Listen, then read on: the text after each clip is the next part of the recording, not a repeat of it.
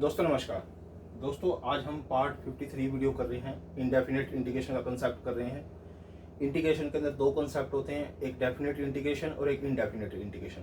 Indefinite integration का क्या होता है, जो इंटीग्रेशन का साइन होता है उसकी लोअर लिमिट और अपर लिमिट डिफाइन नहीं होती इंडेफिनेट इंटीग्रेशन के अंदर, जबकि डेफिनेट इंटीग्रेशन के अंदर लोअर लिमिट और अपर लिमिट डिफाइन होती है, तो वो डेफिनेट इंटीग्रेशन कहलाती है। आपके 12th क्लास के अंदर दोनों कंसेप्ट है, इंडेफिनेट इंटीग्रेशन का और डेफिनेट इंटीग्रेशन का।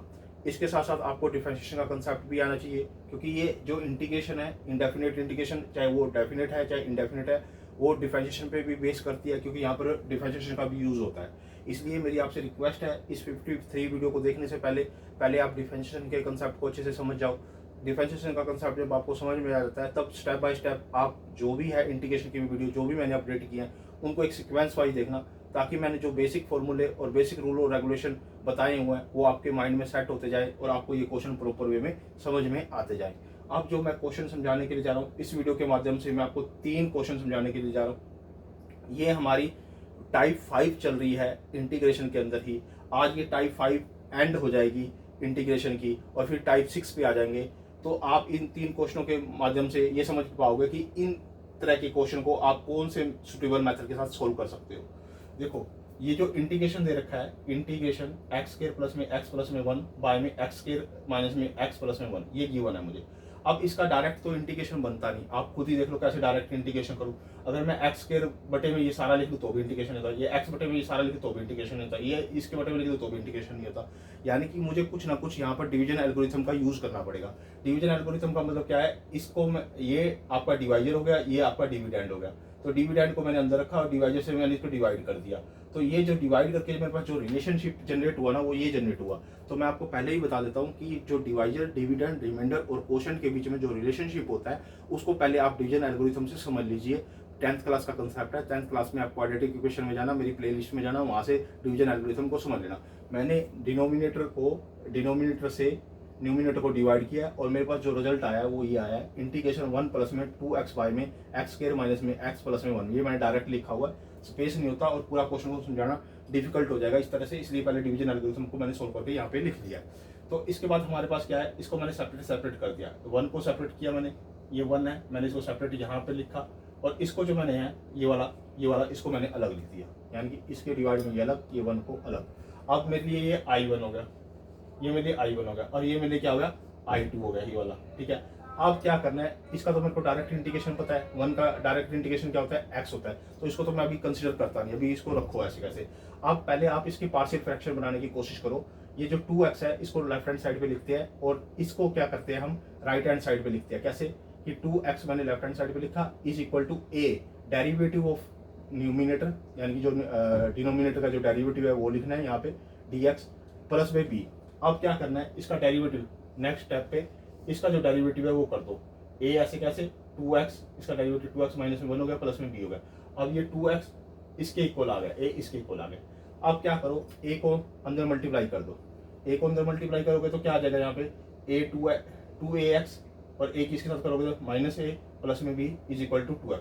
अब यहाँ पर आपको एक लाइन मेंशन करनी पड़ेगी, इक्वेटिंग द वेरिएबल जो x है उसके कोफिशिएंट को इक्वेट करना, यानी कंपैरिजन करना। यानी कि यहाँ पर x की पावर क्या है, 1 है, यहाँ पर x की पावर क्या है, 1 है, तो इसका कोफिशिएंट और इसका कोफिशिएंट दोनों इक्वल हो जाएंगे, उसको इक्वेट करना बोलता है। 2a is equal to 2, a की वैल्यू यहाँ से 1 आ जाएगी, और यहाँ पे कंस्टेंट कोई वैल्यू है नहीं, 0 है, तो माइनस a प्लस में b वो आ जाएगी 0 के इक्वल।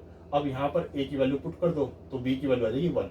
अब जो ये a और जो b की वैल्यू आई है ना, a और b की वैल्यू आई है, इन दोनों वैल्यू को यहाँ पुट कर दो इसमें, जो कि 2x के इक्वल हो जाएगा। a की वैल्यू यहाँ पुट कर दो, b की वैल्यू यहाँ पुट कर दो।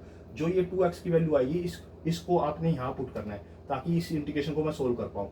a की वैल्यू यहाँ पुट करके, b की वैल्यू यहाँ पुट करके, इसको पूरे को मैंने 2x के प्लेस पे पुट करना है यहाँ पे, और जैसे ये इंटीग्रेशन आएगा तो मैंने इसको यहाँ लिख दिया। ये देखो, ये ऐसे कैसे था, 1 का इंटीग्रेशन dx प्लस में 2x माइनस में 1 प्लस में 1, क्योंकि b की वैल्यू 1 है और इसकी वैल्यू 1 है, तो 1 यहाँ पे मल्टीप्लाई करो तो कोई असर नहीं पड़ता, तो 2x माइनस में 1 प्लस में 1 अपॉन में एक्स स्क्वायर माइनस में एक्स प्लस में 1, क्योंकि ये डिनोमिनेटर और dx।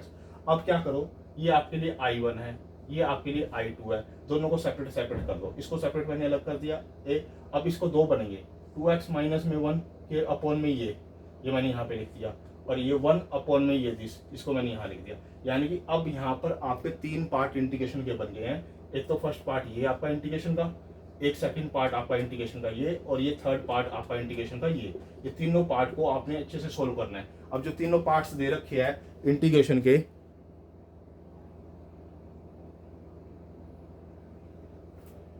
जो ये तीनों पार्ट आपको इंटीग्रेशन के दे रखे हैं, इन तीनों पार्ट को अपने इंटीग्रेशन को सोल्व करना है। अब ये इंटीग्रेशन को सोल्व करना है तो ये इसका इंटीग्रेशन तो मुझे पता है सिंपल, ये x हो जाएगा, इसका क्या हो जाएगा log ऑफ फंक्शन, क्योंकि फंक्शन का क्या दे रखा है ऊपर डेरिवेटिव दे रखा है, ये फंक्शन का क्या दे रखा है ऊपर डेरिवेटिव दे रखा है, तो log ऑफ फंक्शन हो जाता है, यानी कि log ऑफ फंक्शन ये, क्योंकि फंक्शन का ऊपर डेरिवेटिव दे रखा है, तो अगर हमने इसका इंटीग्रेशन करना है तो उसका डायरेक्ट फॉर्मूला होता है कि log ऑफ फंक्शन हो जाता है प्लस में, ये प्लस हो गया। अब ये जो मैंने यहाँ पे 1 अपॉन में ये लिखा था तो वो मैंने डायरेक्ट लिख दिया है यहाँ पे, देखो जो ये 1 अपॉन में एक्स स्क्वायर माइनस में एक्स प्लस में 1 लिखा था ना, इसका इंटीग्रेशन करना था, तो मैंने क्या किया है, एक्स का जो कोफिशिएंट है वो 1 है, यानी कि 1 का हाफ करके उसका स्क्वायर ऐड भी कर दो और सब्ट्रैक्ट भी करो, यानी कि 1/4 मैंने ऐड भी कर दिया और 1/4 मैंने सब्ट्रैक्ट भी कर दिया, वो मैंने डायरेक्ट स्टेप यहाँ पे वो लिखा हुआ है, ठीक है, कंफ्यूज नहीं होना है आपको। तो अब क्या करना है आपको, ये ऐसे कैसे, इसका इंटीग्रेशन तो हो गया, इसका इंटीग्रेशन भी हो गया, और मेरे को इसको सोल्व करना है, तो 1 में ये एक्स स्क्वायर माइनस में एक्स और प्लस में 1/4 इसको अलग लिख लो, और ये 1 माइनस में 1/4 इसको अलग लिख लो यहाँ पे। अब ये तो इंटीग्रेशन हुआ हुआ है इसका x, इसका भी इंटीग्रेशन हुआ हुआ है।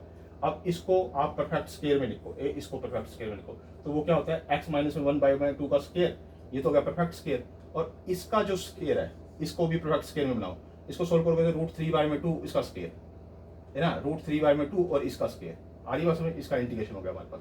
अब ये दोनों चीजें, ये और ये दोनों चीजें, अब हमारे पास यहाँ पर क्या बन जाती है, एक्स स्क्वायर प्लस में ए स्क्वायर वाली फॉर्मूला बन जाता है, यानी कि dx अपॉन में एक्स स्क्वायर प्लस में ए स्क्वायर, ये दो चीजें हमारे पास आती है। इसको मेरे को सोल्व करना है, इसको सोल्व करने के लिए मुझे क्या करना है, एक्स स्क्वायर माइनस प्लस में ए स्क्वायर, तो ये टेंजेंट इनवर्स के बराबर होता है, यानी कि 1 में ए टेंजेंट इनवर्स x बाय में ए, इसका फॉर्मूला होता है, वही मेरे को फॉर्मूला फिट करना है। ये x मैंने ऐसे कैसे लिखा, log ऑफ फंक्शन वाला, ये ऐसे कैसे लिखा मैंने, प्लस में 1 में ए की प्लेस पे क्या है √3/2, √3/2 यानी कि 1 में ए होगा, टेंजेंट इनवर्स, ये x क्या है, x माइनस में 1/2, ये पूरा x है, बाय में ए क्या है √3/2, ये लिख दिया, और प्लस में c। अगर आप अगला स्टेप करना चाहते हो तो 2 को यहाँ पर लेके चले जाना, और 2 को इसको यहाँ पे लेके चले जाना, और अगले स्टेप पे इसको ऐसे कैसे लिखना, इसको ऐसे कैसे लिखना, और इसका 2 यहाँ ले जाना, और इसका 2 यहाँ ले जाना, और इसको यहाँ लिख देना, प्लस में c। ये हमारा फर्स्ट क्वेश्चन सोल्व हो गया। अब सेकंड क्वेश्चन में क्या करता है, सेकंड क्वेश्चन क्या करता है, इंटीग्रेशन एक्स स्क्वायर इंटू में एक्स की पावर 4 प्लस में 4 अपॉन में एक्स की स्क्वायर प्लस में 4 dx, ये मुझे गिवन है, ये गिवन है। अब मुझे क्या करना है, एक्स स्क्वायर से इसको मल्टीप्लाई करना है और एक्स स्क्वायर से इसको मल्टीप्लाई करना है, तो इंटीग्रेशन क्या आ गया, एक्स की पावर 6 और इसको इससे मल्टीप्लाई करना है तो 4x स्क्वायर, और नीचे डिनोमिनेटर में क्या है एक्स स्क्वायर प्लस में 4 और ये dx दिया हुआ मुझे।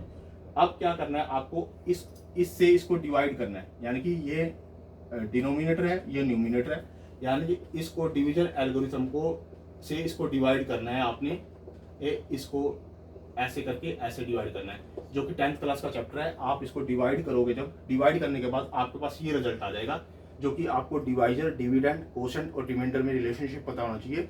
उससे जब आप डिवाइड करके लिखोगे इक्वेशन को, तो ये इक्वेशन आपके पास आ जाएगी, एक्स की पावर 4 माइनस में 4x स्क्वायर प्लस में 20 माइनस में 80 बाय में एक्स स्क्वायर प्लस में 4। ये आपको ये कन्वर्ट होके जब इस चीज को डिवाइड करोगे तो ये कन्वर्ट होके आपके पास ये पूरी की पूरी आ जाएगी। ये अब क्या करना है आपको, एक्स की पावर 4 dx इसका इंटीग्रेशन अलग, 4 को बाहर रखा, एक्स स्क्वायर का इंटीग्रेशन अलग, प्लस में 20 यहाँ रखा, इसका इंटीग्रेशन अलग, माइनस का 80 ऐसे कैसे, और इसको लिख दिया एक्स स्क्वायर प्लस में 2 का स्क्वायर, इसका इंटीग्रेशन अलग।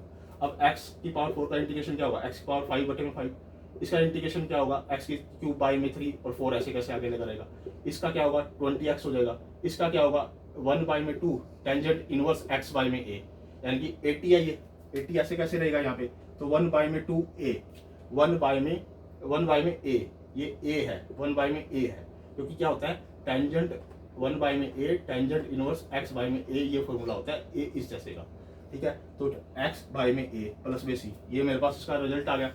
अब यहाँ पे आपने और सिंप्लीफाई करके लिख दिया, एक्स की पावर 5/5 माइनस में 4x क्यूब बाय में 3 प्लस में 20x माइनस में इससे 2 से इसको कट करोगे तो क्या आ जाएगा 40 टेंजेंट इनवर्स x बाय में 2 प्लस में c।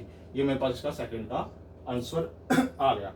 अब जो इसमें थर्ड लास्ट क्वेश्चन है वो क्या कहता है, इंटीग्रेशन 3 साइन एक्स माइनस में 2 इंटू में कोस एक्स अपॉन में 5 माइनस में कोस स्क्वायर एक्स माइनस में 4 साइन एक्स डी एक्स, इसका इंटीग्रेशन करना है। फर्स्ट ऑफ ऑल मैं इसको क्या करूंगा, जो ये कोस स्क्वायर है ना, इसको 1 प्लस में साइन स्क्वायर एक्स लिख सकता हूँ, तो 1 माइनस में साइन स्क्वायर एक्स लिख सकता हूँ, और फिर क्योंकि बाहर यहाँ माइनस है तो उसको वो अंदर बना प्लस बना देगा। देखो रिलेशनशिप याद करो, ये साइन स्क्वायर एक्स प्लस में cos square x is equal to 1 होता है, तो कोस स्क्वायर का मतलब क्या होगा 1 माइनस में साइन स्क्वायर एक्स, ये होगा, ये हुआ ना, यानी कि cos square x is equal to 1 minus में साइन स्क्वायर एक्स, ये हुआ।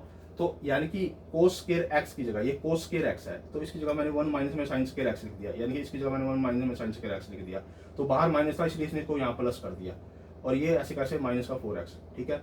अब दोबारा आ जाओ, ये 3 साइन एक्स माइनस में 2 ऐसे कैसे लिखा, कोस एक्स ऐसे कैसे लिखा, 5 ये 5 है, ये 5 है ना। अब देखो यहाँ पे देखो 5 में से 1 गया तो 4 बच गया, ये साइन स्क्वायर ऐसे कैसे, और ये 4 साइन एक्स ऐसे कैसे। अब क्या करो, साइन एक्स को टी पुट कर दो, साइन एक्स को टी पुट करोगे तो इसका derivative with respect to x कर दो। साइन एक्स का क्या होगा, cos x d x is equal to d t, यानी कोस एक्स डी एक्स की जगह तो डी टी पुट हो जाएगा, ये वाला डी टी पुट हो जाएगा, यहाँ पे टी पुट हो जाएगा, यहाँ पे टी पुट हो जाएगा, यहाँ पे टी पुट हो जाएगा, जो कि इक्वेशन कन्वर्ट होकर मेरे पास ये आ जाएगी क्या, इंटीग्रेशन 3t माइनस में 2 अपॉन में 4 प्लस में टी स्क्वायर माइनस में 4t और डी टी का इंटीग्रेशन करो। अब सारा फंक्शन टी में आ गया। अब मुझे क्या करना है, जो न्यूमिनेटर है उसको लेफ्ट हैंड साइड पे लिखना है, मैंने इसको लेफ्ट हैंड साइड पे लिखा, इज इक्वल टू ए लिखा, जो कि इसकी पार्शियल फ्रैक्शन है, मैं इसका फॉर्मूला बताता हूँ आपको, ए लिखा यहाँ पे, डेरिवेटिव ऑफ दिस डिनोमिनेटर का डेरिवेटिव प्लस में बी। अब अगले स्टेप में क्या लिखा, 3t माइनस में 2 इज इक्वल टू ए को मैंने ऐसे कैसे लिखा, इसका डेरिवेटिव किया तो इसका डेरिवेटिव इसका तो 0 हो जाएगा, इसका 2t माइनस में 4 हो जाएगा, प्लस में b आ गया, ठीक है। अब a को अंदर मल्टीप्लाई करो, a को अंदर मल्टीप्लाई करोगे तो 2at और a को इससे मल्टीप्लाई करोगे तो माइनस 4a प्लस में b। आ रही बात समझिए, 3t माइनस में 2 इसको ऐसे कैसे लिखा मैंने, ठीक है, बात समझ में। अब क्या करो, ये वाली जो चीज़ है, ये वाली जो चीज़ है, अब इसके भी आप पे, इसके भी आप पे, ये t का कोफिशिएंट क्या है, t का कोफिशिएंट 2a है और इसकी पावर क्या है 1 है, और यहाँ t की पावर क्या है 1 है। तो लेफ्ट हैंड साइड और राइट हैंड साइड को इक्वेट करना है, कंपैरिजन करना है, सेम वेरिएबल वाली की जो पावर है इसकी भी और इसकी भी, और उसके कोफिशिएंट को आपस में इक्वल लिखना है। 2a is equal to 3, 2a is equal to 3, a की वैल्यू आ गई 3/2 यहाँ से। अब ये कंस्टेंट टर्म है, माइनस 4a प्लस में b इज इक्वल टू यहाँ पर क्या है -2, तो -2 के लिख दिया। यहाँ से अब a की वैल्यू यहाँ पुट कर दो इसमें, तो -4 मल्टीप्लाई 3/2 प्लस में b इज इक्वल टू -2। अब 2 से इसको कट कर दो, यानी कि -6 आ जाएगा, -6 इधर आके क्या हो जाएगा, प्लस हो जाएगा, तो b की वैल्यू क्या आ गई 4 आ गई। यहाँ से हमारी b की वैल्यू भी आ गई और a की वैल्यू भी आ गई। अब a की वैल्यू यहाँ पुट कर दो और b की वैल्यू यहाँ पुट कर दो, यानी कि इसके प्लेस पे मैं ये लिख सकता हूँ, यहाँ पर a की वैल्यू पुट करो, यहाँ से b की वैल्यू पुट करो, और इसको मैं यहाँ लिख दूंगा और ये डिनोमिनेटर में ये रह जाएगा, तो मैंने वही लिख दिया।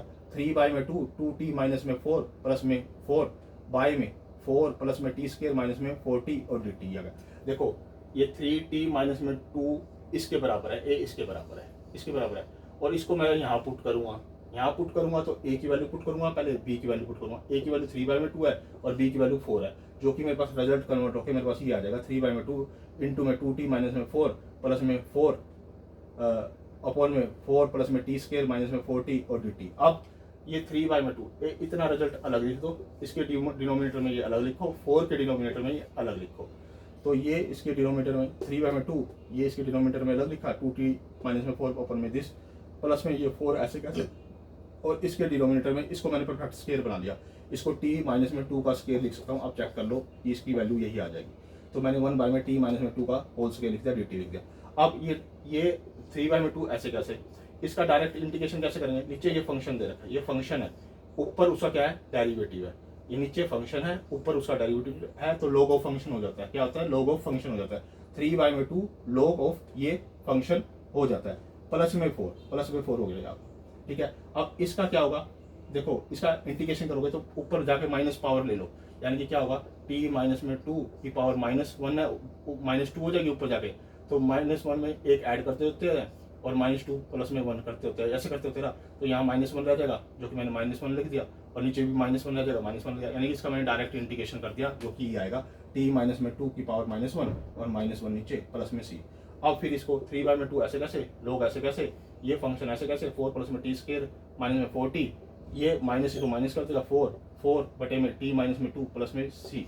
अब जो t की वैल्यू है वो पुट कर दो। जो t की वैल्यू है, t की वैल्यू क्या पुट करनी है हमने, साइन x पुट करनी है। तो t के प्लेस पे साइन x यहाँ पुट कर दिया, यहाँ साइन x पुट कर दिया, साइन स्क्वायर x हो गया। t के प्लेस पे यहाँ पुट कर दिया, मैंने यहाँ पुट कर दिया, और t के प्लेस पे मैंने यहाँ पुट कर दिया। तो ये मेरे पास इसका स्पेसिफिक आंसर आ गया। क्या आ गया, 3/2 log मोड ऑफ 4 प्लस में साइन स्क्वायर x माइनस में 4 साइन x मोड माइनस में 4 अपॉन में साइन x माइनस में 2, ये इसका प्लस में c।